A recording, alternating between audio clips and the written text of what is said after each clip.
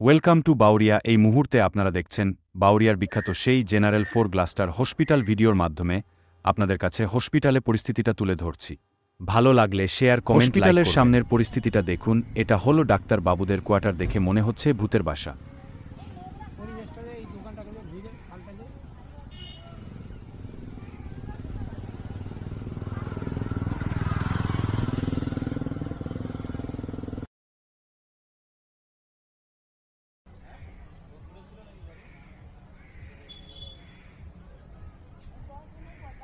এটা হলো হসপিটালের সামনের মেন গেট, পাশেই আছে ন্যায্য মূল্য রিসদ দোকান। এটা হসপিটালের ভিতরে।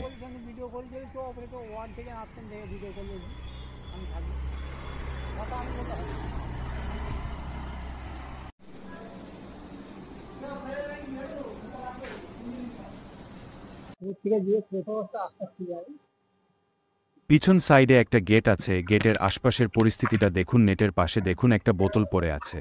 এটা কিসের বোতল একটু বলবেন? এরপরে আমরা চলে গেলাম ভিতরে এক ম্যাডামের সঙ্গে একটু কথা বললাম, কি ধরনের চিকিৎসা হয়। উনি খুব সুন্দরভাবে আমাদেরকে জানালেন।